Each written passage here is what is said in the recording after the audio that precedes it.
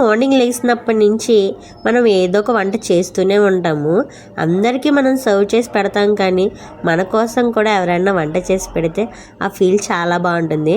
అన్నట్టు ఆ రోజు దాని టేస్ట్ కూడా చాలా బాగా అనిపిస్తుంది. ఈరోజు నేను కూడా అదే సిచ్యువేషన్లో ఉన్నాను.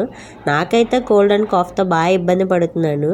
నాకు మంచూరియా తినాలనిపించి మా అన్నయ్యని అడిగాను. వద్దులే, బయట అయితే ఇంకా సాస్లు అవి ఎక్కువ వేస్తారు, ఇంకా కాఫ్ అది పెరిగిపోతుంది, వద్దు ఇంట్లో చేసిస్తాను, మంచిగా ఫ్రైడ్ రైస్ అని అన్నారు. సరే అని చెప్పి ఓకే అన్నాను. చూడండి, బయటికి వదిలేసినా సరే ఇంత టేస్టీగా అయితే దొరికేది కాదేమో అనిపించింది.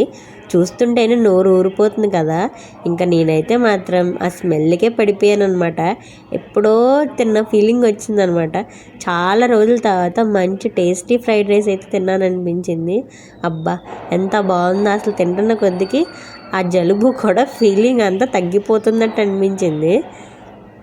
లిటిల్ బిట్ స్పైసీ ఉన్నా సరే ఆ ఫ్లేవర్ మాత్రం ఇలాంటి కోల్డ్ అండ్ కాఫ్ టైంలో వేడి వేడిగా కారం కారంగా తింటే ఎంత బాగా అనిపిస్తుందో కదా. నాకే ఇలా అనిపిస్తుందో, మీకు ఎవరికైనా ఇలా అనిపిస్తే కింద కామెంట్